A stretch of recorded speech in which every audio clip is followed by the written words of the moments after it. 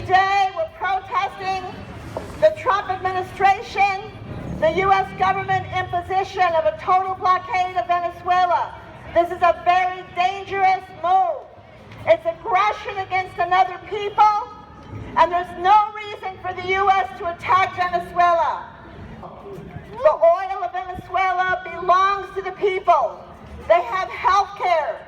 They have free education, the things we can only dream about. And that's why today we're saying, Trump, unblock Venezuela. Trump, unblock Venezuela. The blockade means that the U.S. is trying to keep food that feeds millions of Venezuelans from entering the country. The U.S. government is prohibiting any country or any corporation or any individual from doing business with Venezuela. This is called genocide. And we're here along with people in New York City, Washington, D.C., Los Angeles, San Diego, Springfield, Missouri, and other places around the world to say, Trump, unblock Venezuela. Trump, unblock Venezuela. Trump, unblock Venezuela. Es mucho más que los recursos por la razón que los Estados Unidos está atacando a Venezuela. Es porque Venezuela representa un ejemplo de soberanía, ejemplo de independencia, ejemplo del pueblo en el poder, ejemplo de que cuando un pueblo puede tomar control de su destino, puede proveer todo lo que necesita la población, la salud, la educación, comida, trabajo y paz social, igualdad que es muy importante. They're also blockading Cuba. They're also blockading other countries like Iran, North Korea, and Syria. All these blockades are illegal. They're genocidal because they target a whole people for trying to be independent of the United States.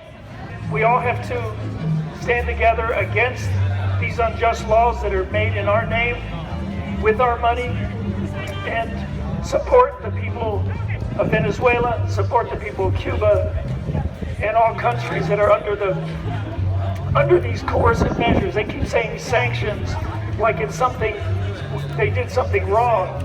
It's coercive measures, they're illegal, they're killing people and creating more danger in the world for all of us. And keep up the struggle. Long live Venezuela, and end the blockade, end the embargo.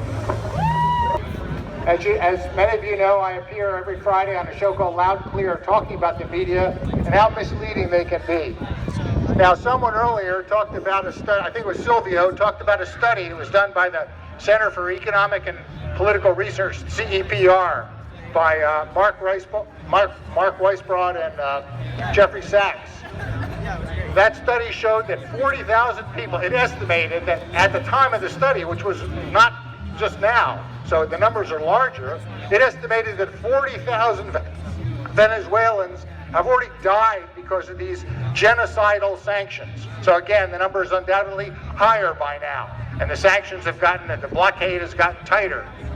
That study has never been reported in the U.S. media, and that's why we're here trying to educate people, and that's what we have to do day after day, every single day. We have to educate our friends, our neighbors, everyone we interact with, because so much information is not available to the American public. The fact that 40,000 Venezuelans have died, no one knows that in this country, hardly anyone, because certainly not if they follow the New York Times or the Washington Post or CNN or turn on their local news. Just this week, as I said, the ship in the Panama Canal headed for Venezuela with 25,000 tons of soy products was seized. That news has also not appeared in the Washington Post or the New York Times or CNN or your local news. If you aren't watching or reading Telesur or Sputnik or some foreign source like that, you just don't know about this seizure, because the media wants to keep that quiet. Why? Because if the American people knew that the United States government was attempting to starve the people of Venezuela to death, if they knew that, they would be outraged. And so keeping the American people in ignorance is an essential part of American foreign policy. And that's why our job, one of our key jobs, is precisely that. Keep educating everyone we know, let them know what's going on, and try to make sure that they are outraged, which they should be and they will be, once they know what's going on. Que viva Venezuela! ¡Viva! Que viva Maduro! ¡Viva! Que viva Cuba! ¡Viva!